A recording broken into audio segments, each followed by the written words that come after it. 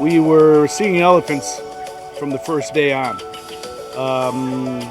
Small bulls, some cows, a lot of them from the other side of the park that would come over. We were on a hilltop one day and we saw a bull cross over, a nice bull. But at that time I was just gonna hunt tuskless, so we let him go.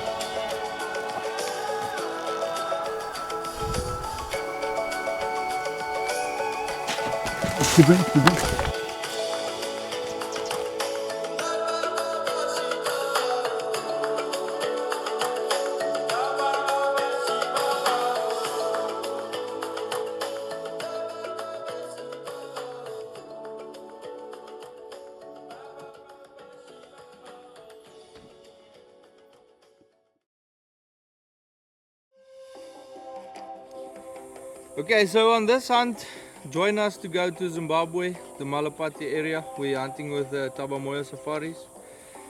I mean, going to Zimbabwe, not a lot of people get to go that side. So I love it being there.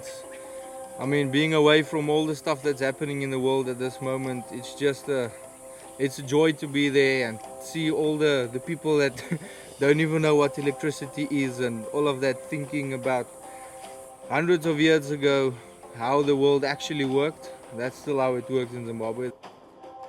Got to the tent camp, which was very nice. Reminded me of just old Africa. And unpacked and got ready to start hunting the next day. Got out, and the first day was kind of cool, which was nice. After that, it got hot, real hot. 104, 105 degrees. We tried originally for tuskless to do some tuskless elephant, and we found one or two herds of elephant cows coming into the area. We didn't see any tuskless. The one herd, late evening, we found that I believe we saw a tuskless cow, but early in the morning we got to a river and didn't find it. In the other section of the area, these two bulls were moving around. And that's when I decided to try for a bull instead of a cow, if we had the opportunity to find a nice one. And we tracked those things, and we were on them and off them for the next 2 days. Exhausting by the time we got back to camp. That was a real tough hunt, going up the hills, down the hills. Rocks were loose. I got all cut up with everything pokes and pricks you in this country. So we finally got close to the 5 bulls, close to the river. The ranger, like Ben was saying, wouldn't let us shoot it because it was too close. We had to wait another 50 yards away from the river before we could shoot it. So we were waiting there for a good 45 minutes, hoping that they would feed up the little valley there into deeper territory, because we could have shot them right there. They were at 30 yards. Ben said we could have gone in 15 yards, shot that big bull, and got out of there.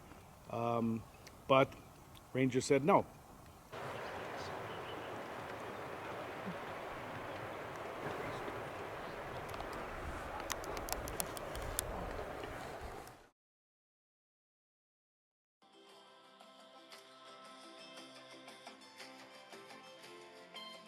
And the camp is great. Fire, food, and a beer. What more could you want? Everything we do in the hunting in that area goes to benefit the community. The community is based on the edge of Gonerijo National Park, and with the animals coming in, the whole project of the campfire project is to teach the people that the wildlife is not just for a soup pot or for commercial benefit. It can be through hunting. The community can benefit from the money coming in from the trophies. The government portion of the funds actually goes back into the community in the form of education and also supplying the different clinics in the area, road maintenance and all that.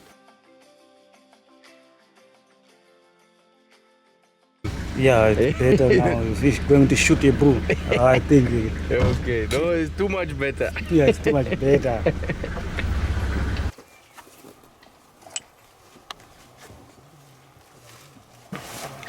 We're going to walk along the river and we're going to go and scout and see what movement, what's happening in the area.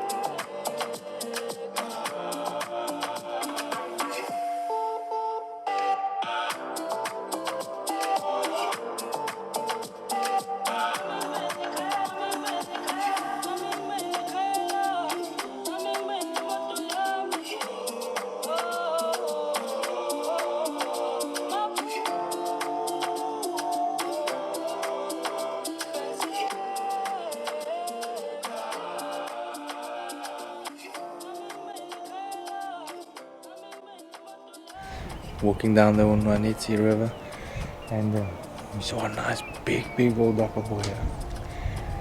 Always happens like this. When you're looking for elephant, you find buffalo, and you're looking for buffalo, you find elephant.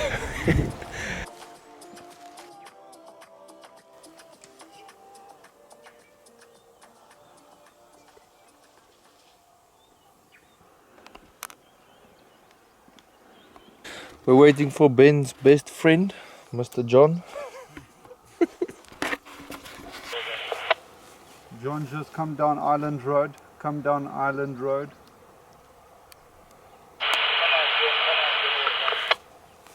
Just come down Island Road. Island Road. Well, we just had lunch back at the camp and we're going to go out for the afternoon. We're going to try to pick up the tracks of the bull that we saw this morning. I think this afternoon we are going to succeed. This afternoon? Yeah, this afternoon we'll try by all We means. hope so. Yeah, and I'm serious now. You are serious? Yeah. Me too. Okay.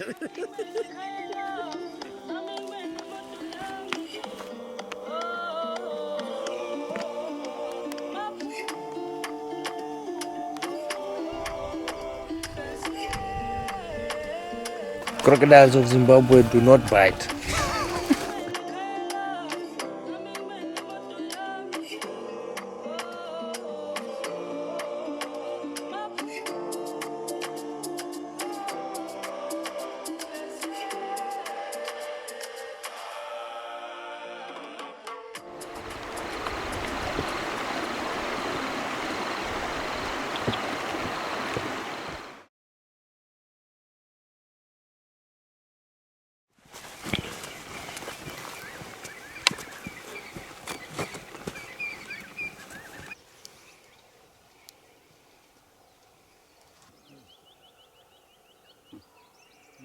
The next day we got early onto those tracks and we followed the bull up onto the ridges into the Mozambique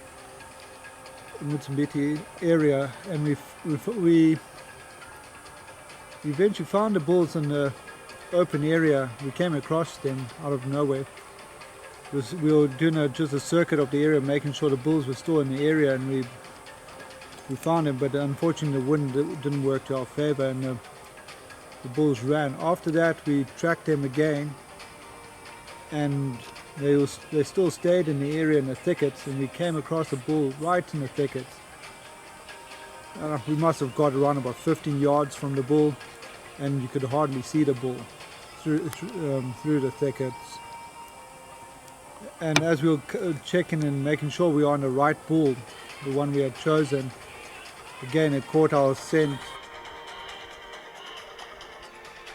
Mike and Ben were standing next to each other, and I was behind there with the camera. Then I'm just zooming in on this elephant bull, just feeding, minding its own business, and then suddenly the wind turned. At 15 yards, I mean, you look up there at the elephant bull. It's unexplainable actually if you've never seen one in person.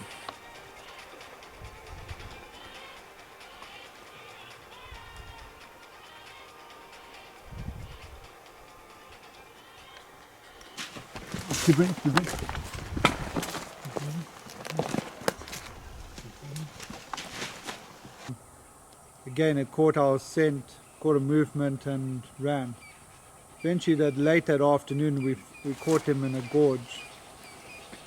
And after the wind was just not in our favor, and after getting onto them about twice, we eventually got them in a gorge, in a thick gorge.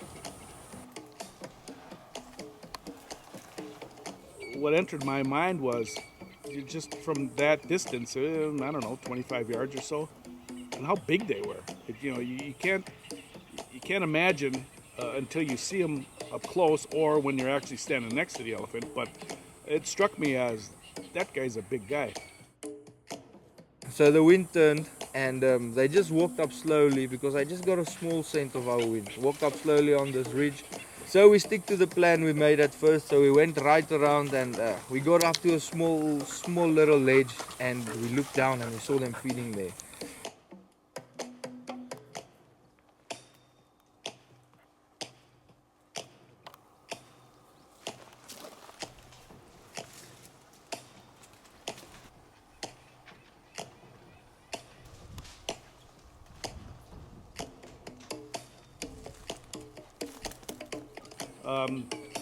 So I came around on the left-hand side of a bend to get a better view, and we were real quiet and trying to make no noise. He had no idea we were there.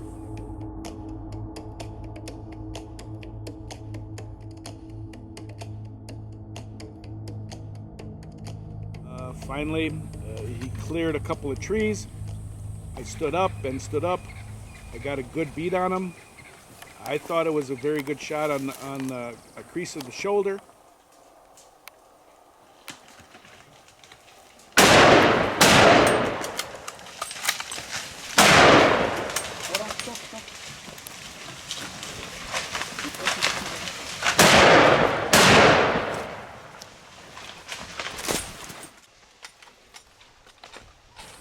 It was a downward angle. I came up a little high so it would come down between the two legs, because I could see the two legs, the front leg and the right leg and the left leg, and I went between them. I shot, a split second later Ben shot, and then everything got hectic. They started running. I was able to pick him up again. As he turned broadside, another shot. As it turned out later, I hit a tree. I could still see parts of the back end of the elephant, so I just let another one fly and just wanted to get another bullet in him. Ben also took another shot. But it was too dangerous to go in and follow up because those other bulls were around him.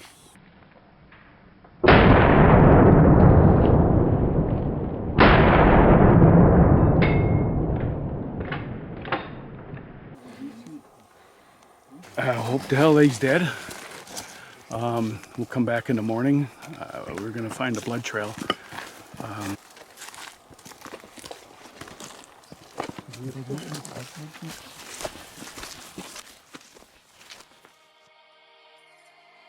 We backed out of there and we said we'll come back tomorrow and we'll track him out. We came back to the same spot, looked for blood. We found blood right there, tracked it up the hill, and there was little points of blood all along the way on the elephant track, and we found where he laid down, got up, followed the trail right down to the river, And actually crossed into the park. The park have very strict rules that only the professional hunter and trackers are allowed to cross into the park and follow that elephant. We managed to get permission to do that. But we just found some drops on the other side of the river, and we couldn't locate the elephant. After that, you sit down and you talk, and you talk out the scenario and what happened, what do you think happened.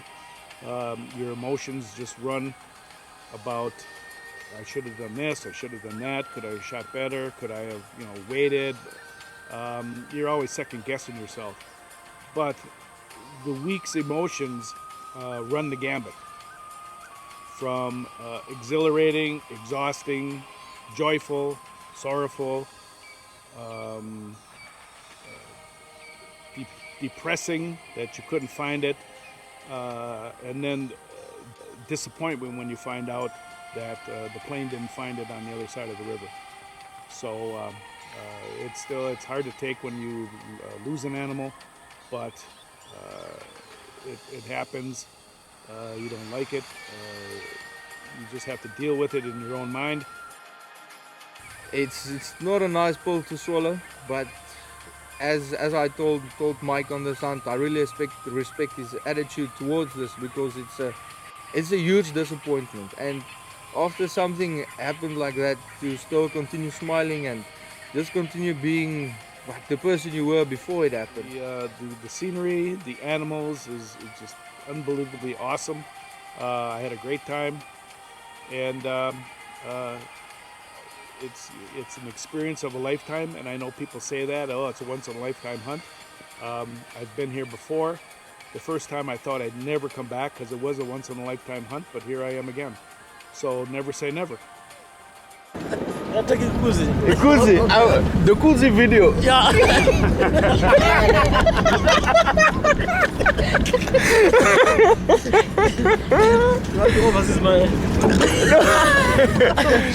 We're gonna make you famous. Yeah. On YouTube, famous. African bull.